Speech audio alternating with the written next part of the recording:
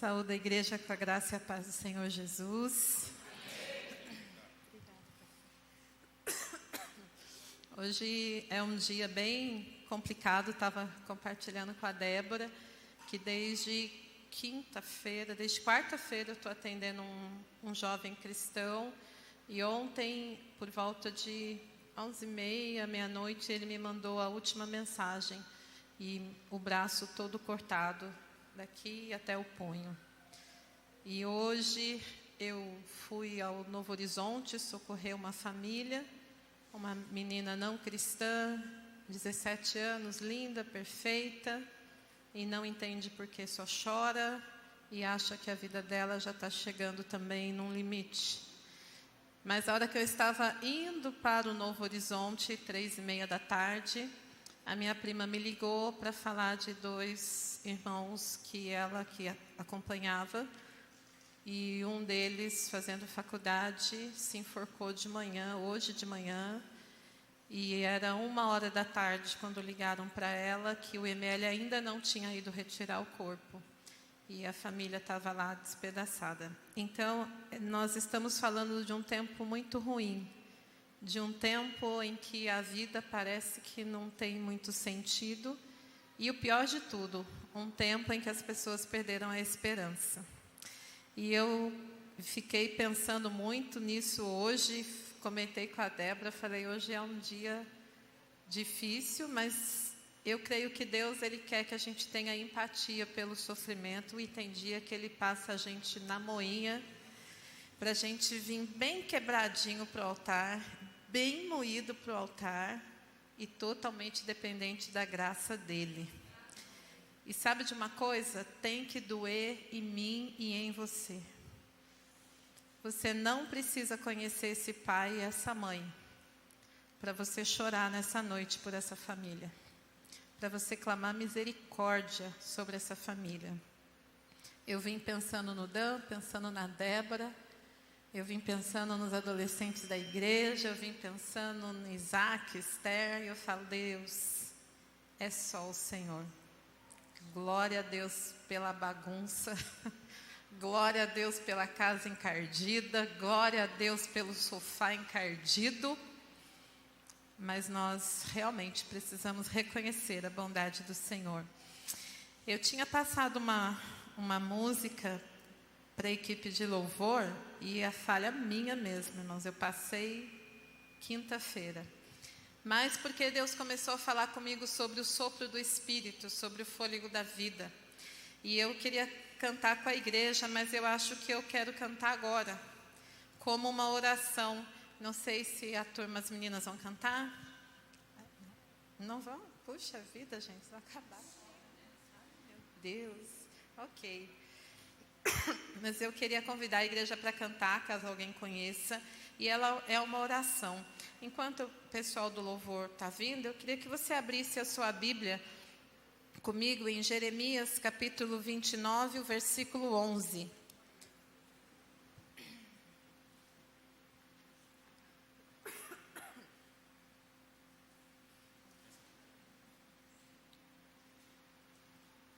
Jeremias capítulo 29, versículo 11.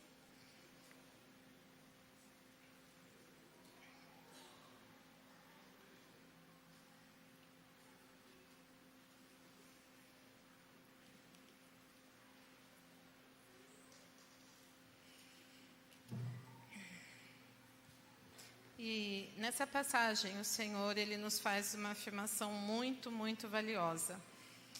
E Ele diz assim, porque sou eu que conheço os planos que tenho para vocês, diz o Senhor. Planos de fazê-los prosperar e não de lhes causar dano. Planos de dar-lhes esperança e um futuro. Esses são os planos de Deus para as nossas vidas. Esses são os planos de Deus para essa juventude. Esses são os planos de Deus. Eu queria convidar você a tentar cantar comigo essa oração.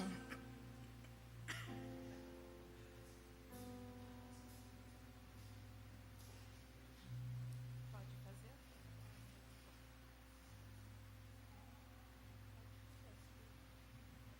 Ok.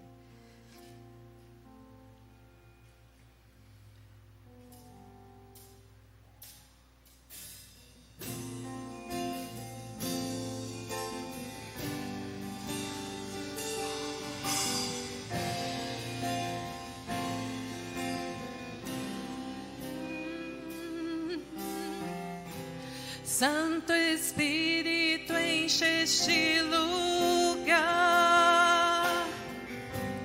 Teu abraço venha nos curar.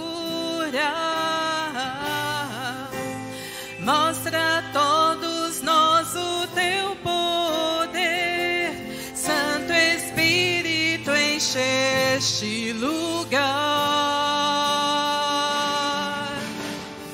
Meu coração anseia ouvir tua voz. Minha alma anseia pelo teu poder. Ajuda-nos e acabe com sofrer. Nos liberta e nos faz viver. Nos liberta e nos faz viver. Tudo que eu preciso, tudo que eu preciso está em ti. Te quero para sempre aqui em mim. Pra tua vontade sempre realizar. Santo Espírito, enche meu viver. Santo Espírito, enche meu ser. Meu coração anseia ouvir tua voz. Minha alma anseia pelo teu poder. Ajuda-nos e acabe com sofrer. Nos liberta e nos faz viver. Nos liberta e nos faz viver. Tudo que eu preciso está em ti. Te quero para sempre aqui em mim.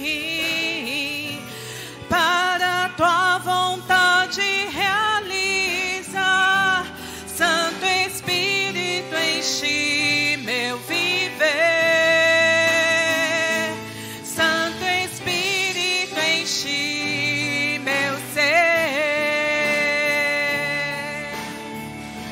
Santo Espírito, enche este lugar. Teu abraço venha nos curar. Mostra a todos nós o teu poder. Santo Espírito, enche este lugar. Você pode cantar comigo essa estrofe. Santo Espírito, enche este lugar. E teu abraço venha nos curar. Vamos cantar só esse pedaço. E você compreenda que tem lugares da alma que o remédio não vai chegar. Tem lugares da alma que a nossa palavra não vai chegar. Lugares da alma do homem que só o Espírito Santo consegue alcançar. E eu, ouvindo essa canção, eu me lembrei de um louvor que é cantado aqui, que pede para o Senhor encher da glória este lugar sou eu. É muito forte para mim esse louvor. E então este lugar que o Espírito Santo precisa encher é a minha alma e a sua. E a alma de alguém que vier no teu coração e na sua mente nesse momento. Vamos cantar só esse pedacinho, Santo Espírito. Santo Espírito, enche este lugar. Teu abraço venha nos curar. Mostra a todos nós o teu poder. Santo Espírito, enche este lugar. Oh Espírito Santo de Deus, enche este lugar, enche as nossas almas, enche a nossa mente. nos dá um amor verdadeiro por quem sofre, nos dá um amor genuíno pelas almas que estão em sofrimento. Arranca de nós todo julgamento, arranca de nós todo preconceito, arranca de nós toda vergonha, se porventura tem alguém aqui em sofrimento. Pai, visita os nossos corações, visita a nossa alma, e nós consagramos a Ti tudo que somos, tudo que temos, e queremos ter um coração atento ao Teu mover, ao Teu agir. Nós clamamos em nome de Jesus. Amém. Amém. Amém. Obrigada. Obrigada. Amém. Irmãos, abrindo as nossas Bíblias ainda aí no livro do profeta Jeremias, vamos ver se eu vou saber mexer com isso aqui. Oh, Jesus. Aí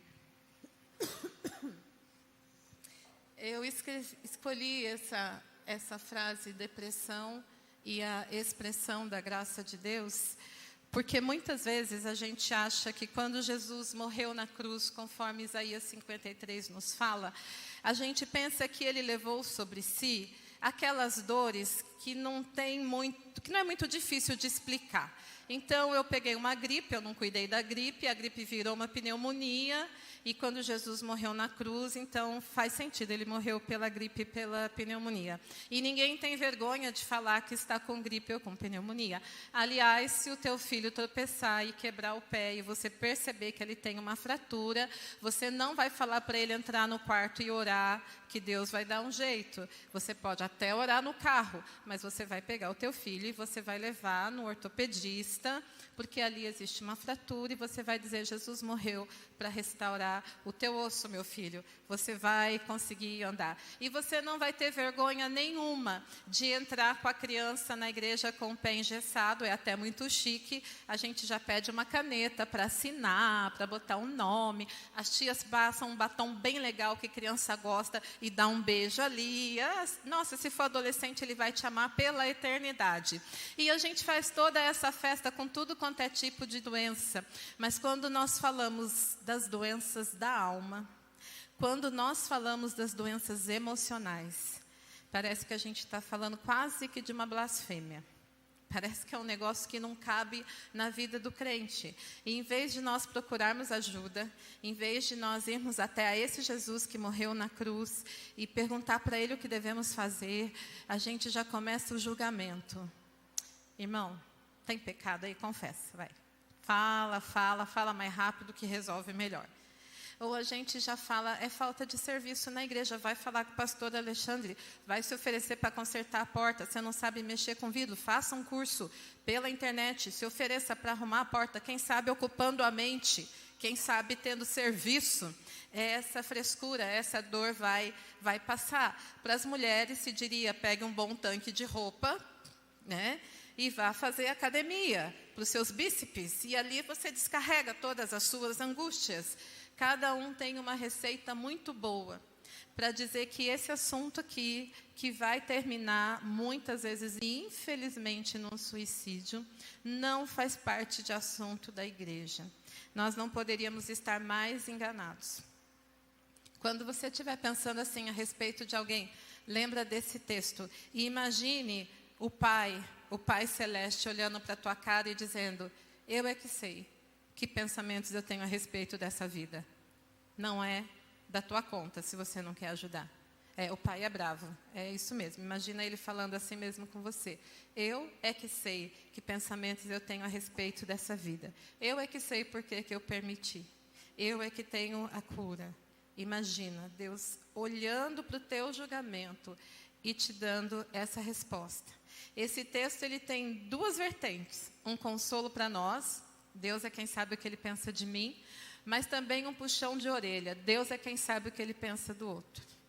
E muitas vezes nós não fazemos o que Ele espera, porque nós já temos um julgamento sobre o outro. Eu queria que você pensasse nesse momento em algumas pessoas que vêm no teu coração, que lidam com tristezas profundas, que lidam com medicações, ou a tua própria vida mesmo, se você se enquadra nesse momento. Eu queria que você repetisse comigo essa verdade: depressão também vencida na cruz. Ela também foi vencida na cruz. Mas não morre gente de depressão? Morre. Jesus também morreu pelas doenças cardíacas e continua gente infartando e morrendo. Jesus morreu para nos libertar das drogas e continua gente até convertido que não conseguiu dar conta e acabou morrendo na mão das drogas. Então, o fato de Jesus vencer na cruz não quer dizer que eu e você, que continuamos ligados a uma carne cheia de pecado, que continuamos lutando contra as nossas próprias limitações, não podemos experimentar algo assim. E, infelizmente, mesmo no seio da igreja, chegar ao final de uma história tão triste com o suicídio. Mas a palavra diz, verdadeiramente, Ele tomou sobre si as nossas enfermidades e as nossas dores levou sobre si. Verdadeiramente, Jesus levou sobre si as nossas enfermidades e as nossas dores. São duas palavras, parece que está falando da mesma coisa, mas o que a palavra está nos dizendo, que Jesus levou na cruz as dores do físico, as enfermidades do corpo e as dores emocionais, as dores da alma. Ele não fez separação, ele não subiu na cruz e berrou assim: Pai, está consumado. Todos os problemas físicos que um dia vier atropelar a tua igreja. Está consumado todos os problemas intelectuais. Falta de inteligência para lidar com negócios, escolhas ruins. Não, está tudo consumado. Ele levou na cruz todas as nossas enfermidades. Do corpo, das emoções, dos intelectos, todas as nossas enfermidades. E quando eu reconheço essa verdade, eu estou pronta para amar e para socorrer pessoas que estiverem em sofrimento. Se você não acredita nisso que eu estou falando, nunca se aproxime de ninguém, porque em vez de ajudar, você vai fundar a vida da pessoa. Então, creia nessa verdade. Se você não crê, não tente resolvê-la. Eu não sei se eu estou apertando certo, acho que estou. Foi. Irmãos, a depressão... Peraí, eu fui muito rápido. Voltei. Eu preciso do meu marido. Estou entrando em depressão aqui na frente, amor. O negócio não me obedece. Por favor, me socorre. Vai, lindo. É isso, na definição? Isso. Obrigada. Lindo, não me decepciona. Eu fiz a maior propaganda de você agora, querido. Resolve, em nome de Jesus. Eu vou lendo aqui para não atrasar. Então, a definição de depressão, ela é uma doença psiquiátrica crônica e ela é caracterizada por uma tristeza vazia. O que é uma tristeza vazia? A tristeza vazia é a tristeza sem razão. Porque se você está voltando de um velório em que você enterrou alguém que você amava, não é uma tristeza vazia. É uma tristeza com conteúdo. Eu perdi alguém. Né? Se você está triste porque você perdeu um emprego, não é uma tristeza vazia. Se você está triste porque a sogra falou que não vai mais morar perto de você e vai mudar lá para Maringá, no Paraná. Gente, que angústia da alma. É uma tristeza com conteúdo. A depressão não é assim. A depressão ela é uma tristeza vazia. Ela não tem razão de ser. Você não sabe de onde ela veio. Você não sabe por que ela fica. E você não tem esperança que ela vá embora. Ela é assim, ela aparece. Então, é o que a gente chama de tristeza vazia. Ela é profunda e ela é persistente. Você tenta distrair a depressão. Você tenta fazer algumas coisas que antes te agradava, te estimulava, e o teu organismo não corresponde.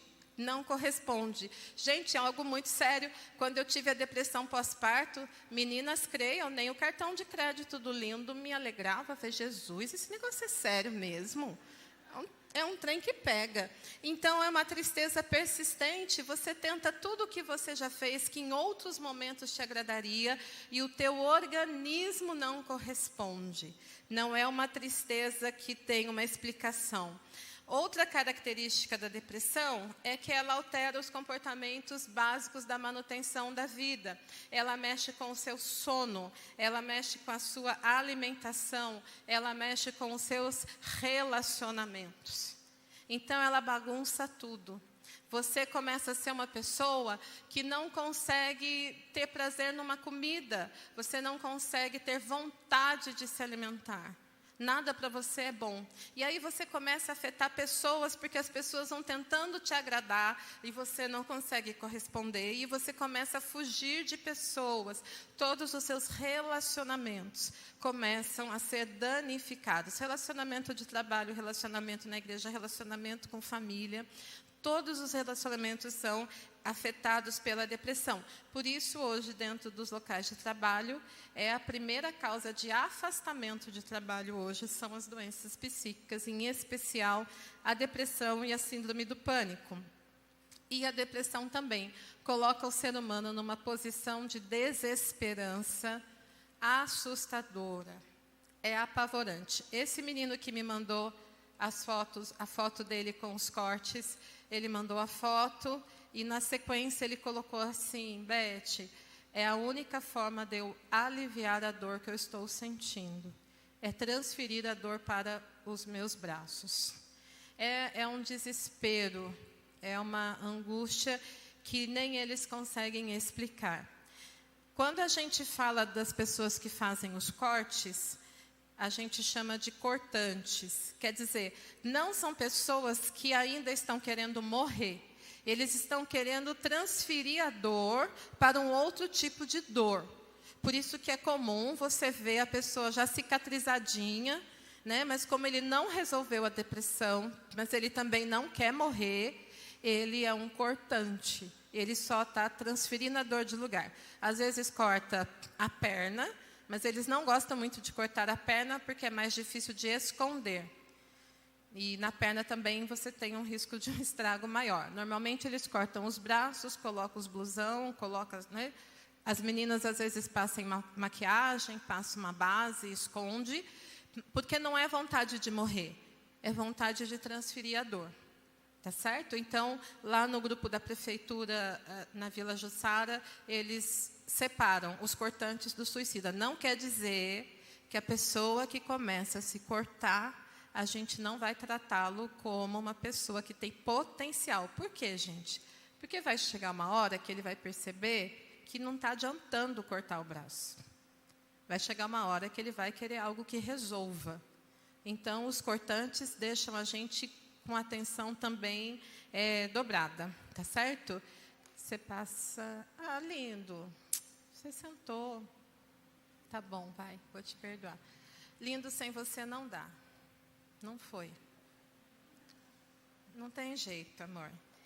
As causas da depressão. A depressão, eu separei 3 causas. Gente, tem muita coisa sobre depressão, sobre síndrome do pânico, tem muita coisa. Eu separei de tudo, eu separei os mais comuns, tá bom? Então, as 3 causas principais da depressão. A depressão, ela tem podem ter causas orgânicas, que são as internas. Eu queria que você abrisse a sua Bíblia em 1 Samuel, no capítulo 1, e nós vamos ver um pouco a depressão da Ana. Como que era a depressão da Ana? A Ana não podia ter filhos, e ela tinha ali um gatilho bem pertinho dela, chamado Penina. A palavra diz que todas as vezes que Eucana, seu marido, subia para oferecer o sacrifício anual, Penina estava ali junto, cheia de filhos, e tirando onda com a cara da Ana, porque Ana não podia ter filhos. Então, a palavra diz que Ana, ela era uma mulher bem amargurada. E no versículo 10 do primeiro capítulo de 1 Samuel, diz assim... Pulei. Eu vou ler o 9, tá bom? Certa vez, quando terminou de comer e beber em Siló, estando o sacerdote ali sentado numa cadeira junto à entrada do santuário do Senhor, Ana se levantou e, com a alma amargurada, chorou muito e orou ao Senhor. Então, ali ela estava com a alma amargurada. No versículo 15 desse mesmo capítulo, a palavra vai dizer que, né, Eli achou que Ana estava bêbada e ela responde: não se trata disso, meu senhor. Sou uma mulher muito angustiada. Não bebi vinho nem bebida fermentada. Eu estava derramando a minha alma diante do Senhor. Não julgues a tua serva uma mulher vadia. Estou orando aqui até agora por causa da minha grande angústia. Olha bem, no versículo 15, ela se define, ela fala: eu sou uma pessoa, eu não estou amargurada. Eu sou amargurada. Então, a depressão, ela começa a definir a pessoa. Uma coisa é eu falar assim: olha, eu estou triste hoje porque o meu time perdeu o jogo. Agora, eu sou triste porque o meu time perde, aí já é doença. Né? Então, Ana, ela fala: eu sou uma mulher amargurada. Então, você pode ter algum problema orgânico, alguma questão de saúde que faça você ter a depressão, o desânimo. Nós também temos as questões circunstanciais, as coisas externas. A gente tem aí o exemplo de Elias, 1 Reis. Você pode abrir tua Bíblia, por favor, em 1 Reis, capítulo 19. Capítulo 19 de 1 Reis, versículo 4. Elias, a gente conhece bem a história. Ele tinha enfrentado os profetas de Baal, ele fez tudo o que tinha que fazer e ele foi acumulando, sem perceber, um cansaço físico, um cansaço espiritual. E todos os profetas já estavam sendo perseguidos, todos os profetas já estavam tendo a sua reputação destruída por Jezabel. Ela estava acabando com a estrutura dos profetas de Deus. E dentro desse contexto, Elias chegou no seu esgotamento. E a palavra diz no versículo 4: e entrou no deserto caminhando um dia, chegou a um pé de ciprestre, de xiesta, não sei como está na tua Bíblia, sentou-se debaixo dele e orou pedindo a morte. Já tive o bastante, Senhor, tira a minha vida. Não sou melhor do que os meus antepassados. Depois ele se deitou debaixo da árvore e dormiu. Ele está dizendo: para mim deu. Para mim deu. Tira a minha vida. Pensamento suicida. Ele cansou. Ele cansou. Tanto que ele nem cumpriu tudo o que o Senhor tinha falado para ele fazer. Ele falou: Deus, deu, né? Vamos seguir em frente. Então, as circunstâncias adoeceram Elias. E as escolhas que a gente faz. O Salmo 32, se você abrir aí na tua Bíblia o Salmo 32, a gente vai ver um homem segundo o coração de Deus, que ele estava adoecido emocionalmente, a ponto dele sentir no corpo, nos ossos, a dor das suas escolhas erradas. O pecado jogou Davi num fundo de poço. E ele diz: enquanto eu calei os meus pecados, os meus ossos doíam, eu gemia de dia e noite, porque a tua mão pesava sobre mim. E ele ficou nessa lamúria. A gente tem os salmos em que Davi diz que as lágrimas dele se tornaram seu alimento de dia e de noite, e chegava uma hora que um homem com tantas conquistas, ele não conseguia se compreender, e ele falava: minha alma, por que você está desse jeito? Por que você está desse jeito? Se o povo prefere a mim do que a Saul, Deus prefere a mim do que a Saul. Eu tenho tudo o que eu quero e mais um pouco, mas a alma de Davi não tinha sossego. E assim a depressão faz com a gente. Às vezes você tem tudo e mais um pouco. Não vou dizer que às vezes você vai ter um marido lindo assim, igual o meu, porque tem umas coisas que o Senhor faz igual o cometa ralha, uma vez que aparece na terra, uma vez. Mas, você tem uma pessoa jeitosa do teu lado, você tem uma vida que caminha, você tem um emprego que você queria, você fez chapinha, deu certo, você clareou, ficou no tom, não tem razão. Mas a tua alma não sossega dentro de você. E você fica: meu Deus, o que acontece? Saí da igreja tão bem. Esse menino de ontem falou para mim: eu saí do gabinete do pastor tão bem, e cheguei no trabalho, não consegui parar de chorar de novo. escolhas e circunstâncias, abuso de substância, falta de cuidado com o teu corpo, falta de cuidado com a tua alimentação, falta de cuidado com as tuas horas de sono. Você precisa aprender a dizer não, você precisa aprender a pôr o seu corpo para descansar.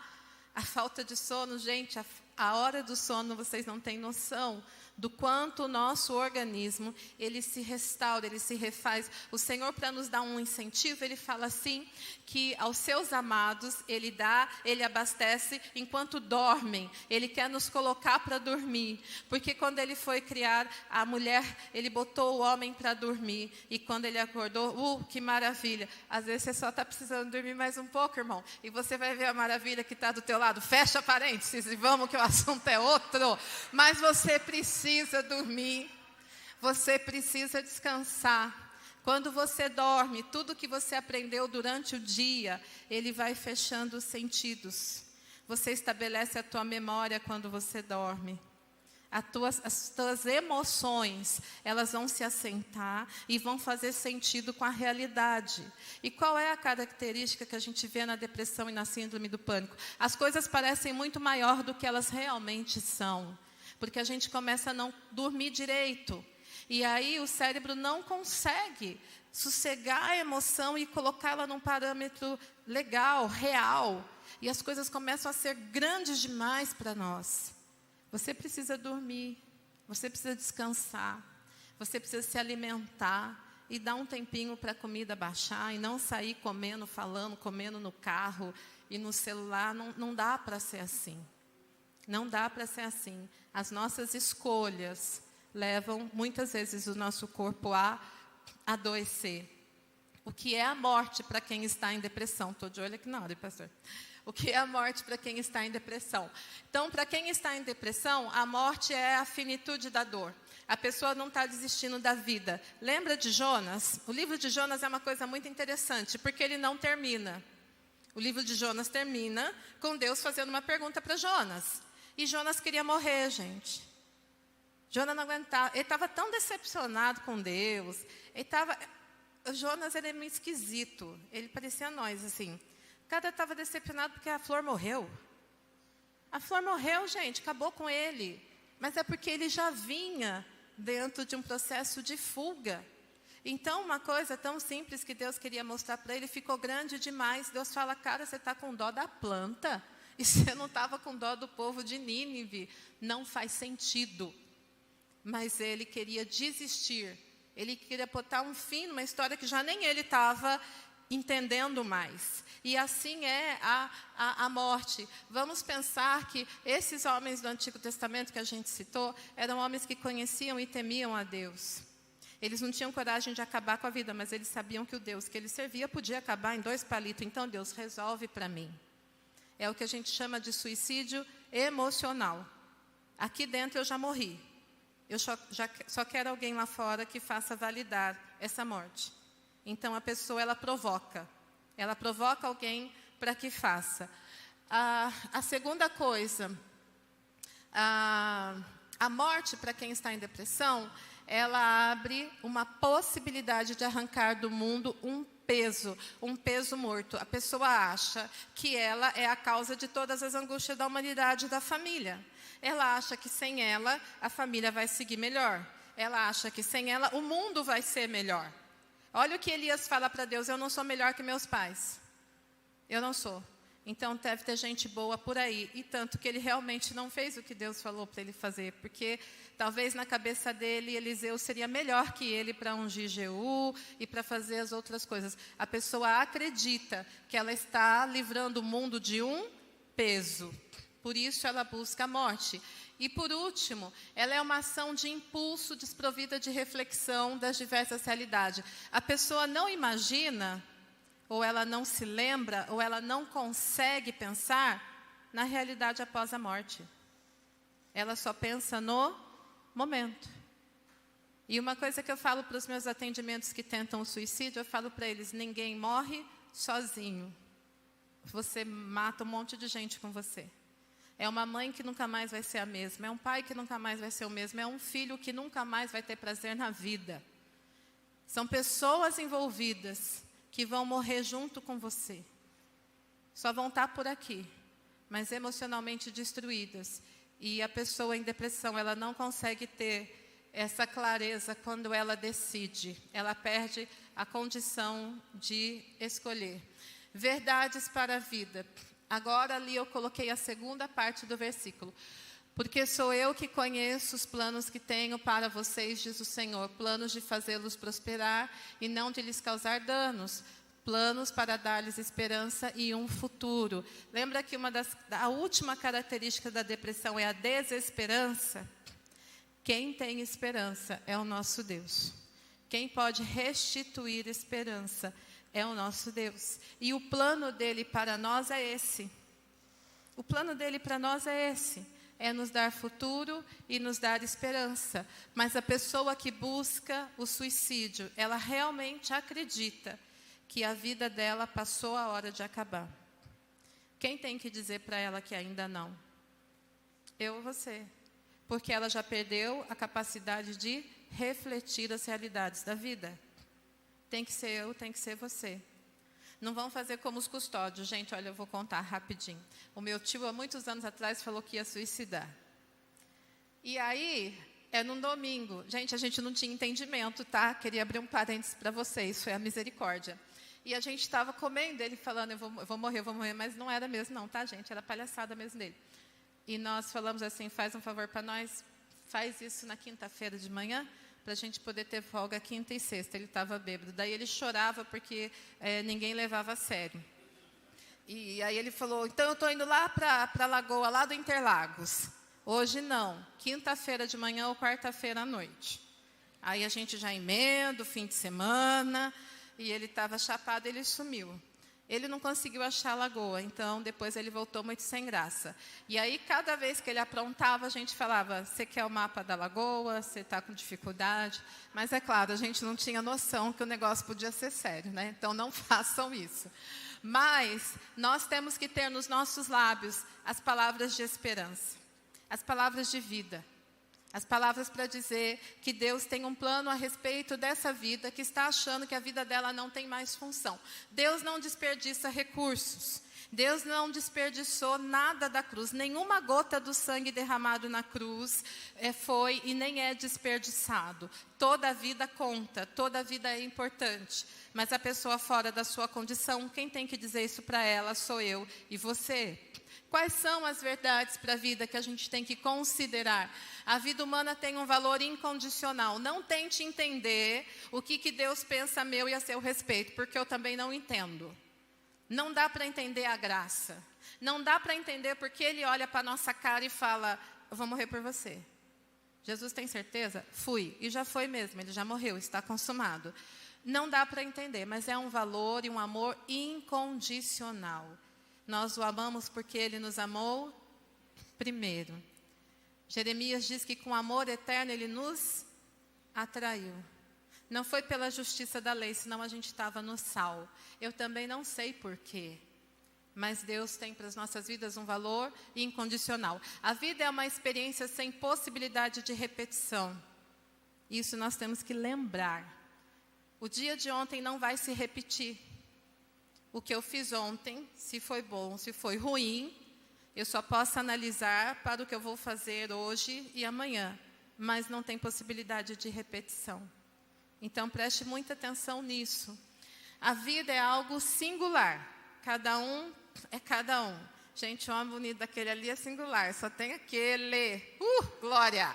É singular. Mas ao mesmo tempo ela é multiconectada. Se dá alguma coisa errada nele, vai me afetar. Se tem alguma coisa errada comigo, vai afetar a irmã aqui, que nem conheço, não convivo com ela, mas nós somos corpo de Cristo, e o que eu fizer vai espirrar na vida dela. Não tem jeito. Não existe a vida é minha e é problema meu. Isso não é real. Nós somos singulares, mas nós somos conectados. E a sua vida é inegociável. É inegociável. Jesus foi ao inferno e Ele arrancou a chave da morte de lá, por mim e por você. E isso não está mais em negociação. Esse assunto encerrou. Ele ressuscitou. Acabou. Então a tua vida, ela é inegociável. Nas questões da vida, você tem que pensar que todo mundo tem que ter esse senso de pertencer.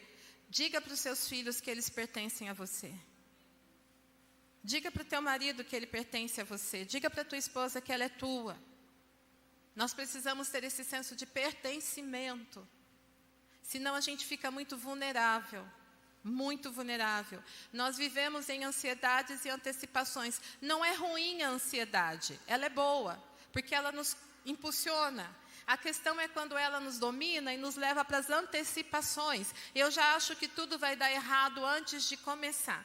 Eu já acho que a minha história é a pior de todo mundo. Ninguém está passando o que eu estou passando. Hoje, na visita que eu fui fazer à tarde, eu olhei para a menina e falei assim, Fia, bota uma coisa na tua cabeça, hashtag tamo junto. Você não é a única que está chorando, não, Fia. Já chorei hoje, já precisei limpar nariz, já desceu meleca igual desce no seu. As lutas são as mesmas. O apóstolo Paulo fala que lutas igual a minha está passando por todos os santos na terra. Em todas as casas, às vezes a casa é bonita, parece família doriana, mas lá dentro cada um sabe o perrengue, a luta que passa. O diabo quer que eu pense que eu sou a única sofrendo na terra, que está todo mundo dormindo e só eu estou ali acordada. Não, tem muita gente que não dorme e fica orando e chora, esperando o filho chegar, esperando o marido voltar, esperando a hora do remédio para ver se o filho não vai engasgar, fica lá medindo a febre para ver se a infecção cedeu, e esse menino já passou por sei lá eu quantas medicações, o médico quer amputar a perna. Tem luta acontecendo na terra. Mas a depressão me faz acreditar que só eu estou lutando. Só eu estou lutando. E aí eu penso, bom, se a luta é só minha, eu vou resolver. Eu vou cessar a luta na terra. Não, não pense isso, não antecipe nada. A violação nos faz mal. Alguém violou o seu direito. Alguém violou o teu corpo. Você era criança, você não entendeu nada, você não sabia o que estava acontecendo. Você era menino, você sabia que estava errado, mas você sentiu prazer, porque tocou numa área que é para dar prazer. E aí você cresce violado, você cresce não entendendo. Você ama pessoas e não consegue se relacionar com pessoas. Você tem tudo de bom e do melhor, mas parece que para você não vai estar certo porque te violaram. Porque tocaram aonde Deus olhou e não gostou que foi tocado. Mas a graça e a bondade de Deus, ela limpa isso aí também. Ela restaura isso aí também.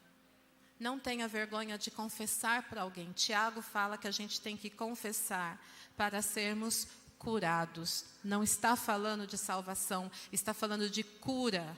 De cura. Você precisa confessar as violações da tua vida. Você precisa contemplar o seu ambiente. Às vezes o seu ambiente não foi tão bom assim. Às vezes a criação não foi o que você queria. Faça diferente. Assuma o compromisso que na sua casa as coisas vão ser diferentes. Que você não vai violar ninguém, que você não vai atropelar ninguém, e você vai fazer da tua casa um quarto secreto, onde Deus tem prazer de passear e ver o que acontece. Mas hoje nós temos lares tóxicos, famílias tóxicas, que fazem mal. A visão de mundo, você precisa compreender. Deus criou o mundo e tudo que nele existe. Ponto. A terra pertence ao Senhor. Ponto. Ele é o Deus da vida. O sangue de Jesus nos basta. Estamos adoecendo porque a nossa visão de mundo está contaminada. E toda novidade serve, toda coisa esquisita serve. E a gente vai dizendo aquilo que Deus não falou. E paramos de chamar pecado aquilo que Deus chama de pecado. A nossa visão de mundo está contaminada. A palavra diz no final de Apocalipse, ai daquele que tirar ou que acrescentar um tio ao livro dessa lei. E nós estamos fazendo um forró de gato com a Bíblia. E aí às vezes nós não entendemos de onde vêm nossas dores e depressões. As circunstâncias nem sempre a gente vai poder contornar. Mas o que eu faço a partir delas, eu posso escolher. Eu não posso impedir que alguém viole o meu direito. Eu não sei. Pode acontecer? Pode. Mas a questão é o que eu faço a partir disso. Quem eu me torno? Quem você se torna? Essas são as questões da vida. E aí, meu marido, meu lindo, reflexão. Em qual questão existe uma dificuldade na tua vida? Em qual situação a tua vida parece que está meio fora do eixo? Não brinque com as dores da alma. Tem gente equilibrada se suicidando, porque a gente acha que tem que vestir uma máscara de crente, de cristão, e que na vida do cristão só cabe o vou passando pela prova, dando glória a Deus. Tem hora que dá, gente, mas tem hora que não dá, não. Tem hora que a gente senta, aquela primeira música maravilhosa. Tem hora que o chão some e a gente não quer nem falar com Deus. E a gente se tranca, ele fica lá na porta. Fala comigo hoje, vai. Eu quero te explicar. Tem dia que não dá. Tem dia que a gente não dá glória a Deus. Eu gosto quando o salmista fala, espera em Deus, pois ainda o louvarei. Eu não estou louvando ainda, não está dando. Mas ele tem a esperança que uma hora ele vai louvar. Essa hora vai chegar.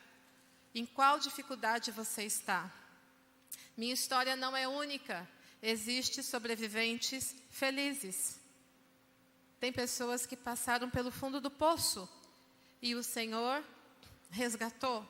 Ele resgata você também, Ele resgata a mim. Não sei ainda o que mais que tem para passar na minha vida. Mas uma coisa eu sei, o meu Redentor vive, está sentado à direita de Deus e não se esquece de mim. Não se esquece de você. Não tem nada que surpreenda a Deus, porque Ele habita a eternidade. Não tem nada que você vá contar para Ele que você tenha que se envergonhar, que você tenha que duvidar, porque Ele habita a eternidade. E Ele já sabe. Todos nós pertencemos a Deus. Todos nós. Mesmo que o povo da igreja às vezes não nos cumprimente, mesmo que família não faça caso de nós, ainda que o teu pai e tua mãe venham a te abandonar, eu não me esqueci de ti, você tem um lugar ao qual você pertence, o seu nome está escrito no livro da vida. E quando ele vier buscar a igreja, ele não vai precisar te procurar no risco de te esquecer. Não tem jeito. Não tem jeito. O Salmo 91 diz que o teu nome e o meu nome é falado na eternidade. Aos teus anjos ele dá ordem a teu respeito. O Senhor não nos trata na baciada. Aos anjos ele dá ordem para a igreja. Vai lá. Não, ele dá ordem a teu respeito. Ele te chama pelo nome. Você pertence. Eu pertenço. É uma família meio doida, né? Jesus é uma bênção, né? Você pertence e eu também. Escolha caminhos com volta. Suicídio é um caminho sem volta. Não escolhe ele, não. Não escolha. Escolha um caminho com volta. Conversar com um amigo. Vai para o quarto secreto. Prova a bondade do Senhor. Senhor, não quero falar com ninguém. Manda alguém aqui então. Ele sabe. Escolha caminhos com volta. Busque ajuda ou ofereça ajuda. Existe sempre um caminho de paz que traz a possibilidade de um futuro e de uma esperança. A última parte, irmãos. Ana, ela se deixou definir pela depressão. Ela disse, eu sou uma mulher amargurada. Mas você é definido pelo que a palavra diz a teu respeito. Nunca deixe a circunstância de definir. Eu sou alguém que tentou o suicídio. Não, filho. Você é alguém que passou pela prova e venceu. Você não é... Eu não gosto muito de testemunhos que valorizam o que foi. Você acaba se tornando aquilo de novo. Aquilo parece que coloca a gente num patamar. Não, meu bem, você foi. E o que a Bíblia diz a teu respeito? Eu queria que você lesse comigo Isaías 33, 6. E que você marcasse isso na tua Bíblia. O começo desse capítulo vem dizendo que clama a mim e responder-te-ei. E anunciar-te-ei coisas grandes e ocultas que você não sabe. Que você não sabe a seu respeito. Você não sabe que a história podia ter sido pior do que foi. Você não sabe que Deus te livrou mesmo no meio da dor, senão nem aqui você estaria. Tem uma parte da história que você não sabe, e só Deus sabe, porque Ele sabe a nossa estrutura, Ele sabe que nós somos pó.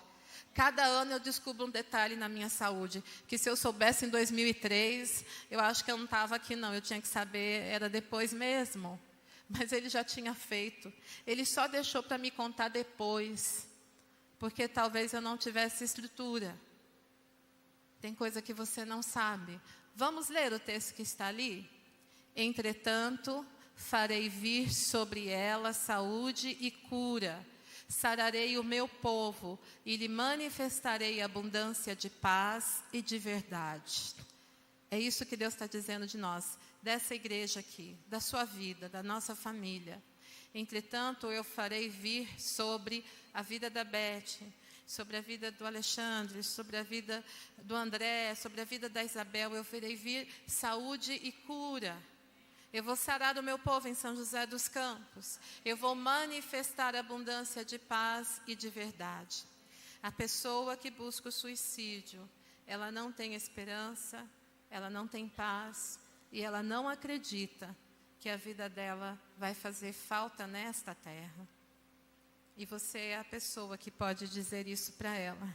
Mas se por acaso você é a pessoa que está numa tristeza profunda de alma, se por acaso você é a pessoa que passou por circunstâncias e escolhas na tua vida, a ponto de você achar que se tornou um peso espiritual para a sua família, para a igreja, para os amigos, hoje à noite é noite de você se lembrar o que Deus diz a teu respeito.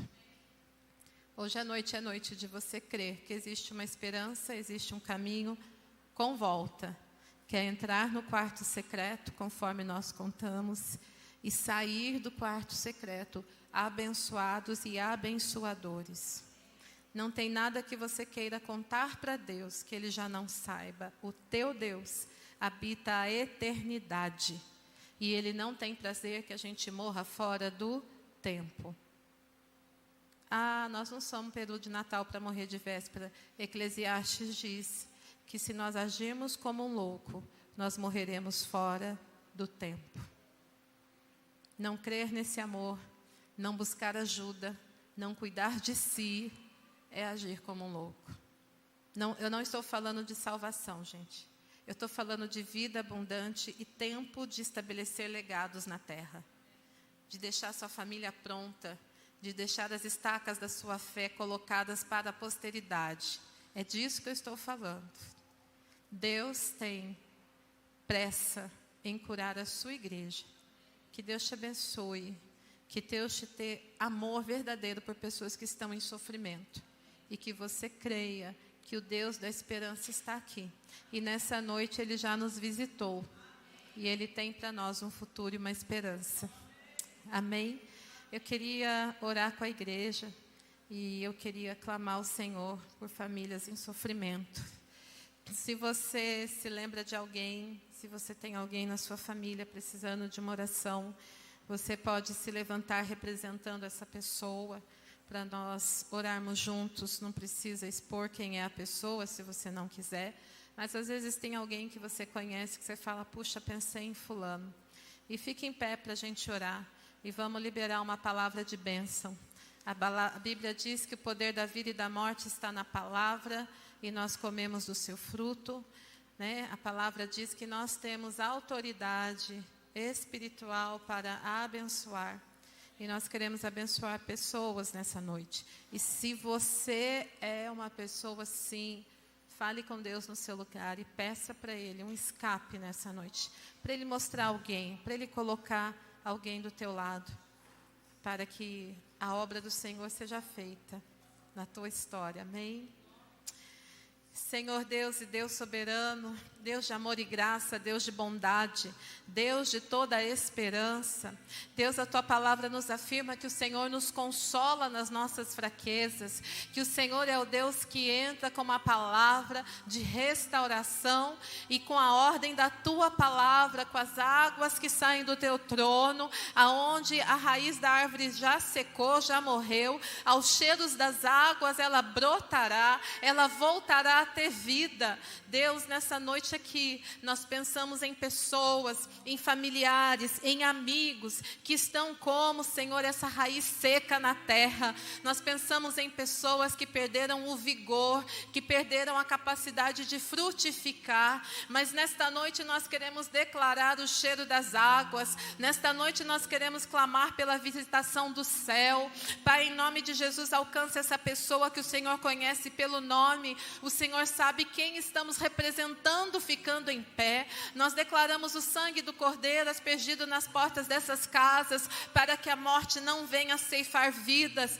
Pai, em nome de Jesus, ó Deus, entra com a tua providência, entra com a tua bondade, entra com a tua cura, coloca no nosso coração um amor genuíno, coloca, Senhor, nas nossas mãos unção do céu, para que ao tocarmos nessas vidas, elas sintam o toque do Senhor. E se nessa noite existe alguém neste lugar, com uma dor profunda na sua alma, com uma desesperança, que a presença do sangue do Cordeiro neste lugar possa trazer a vida, possa renovar os ânimos, possa dar uma esperança. Senhor, visita esta igreja, trazendo mais vidas para cá, vidas, Senhor, porque ovelha gera ovelha, ovelha gera ovelha, e nós declaramos, Senhor, um rebanho curado, abençoado, multiplicador neste lugar. Visita nossos filhos, visita os adolescentes, Senhor, repreende os grupos de internet que fazem apologia ao suicídio. Oh, Espírito Santo de Deus, passeia nas madrugadas, travando esses sites, não permitindo, ó Deus, que vidas frágeis sejam tocadas. Nós queremos clamar, ó Pai, e declarar um tempo de cura, um tempo de renovo, um tempo de alegria na tua presença, porque Jesus levou sobre si todas as nossas dores, todas as nossas enfermidades, e a tua vontade para nós é uma vida abundante, é chegar à ditosa velhice e contar os feitos do Senhor para as próximas gerações. Nós clamamos por legados de fé sendo estabelecidos neste lugar, para a honra e para a glória do nome daquele que é sobre todo nome, o nome de Jesus Cristo, nosso Senhor, que nós clamamos e te agradecemos, ó Deus, em nome de Jesus. Amém, Senhor. Amém, amém.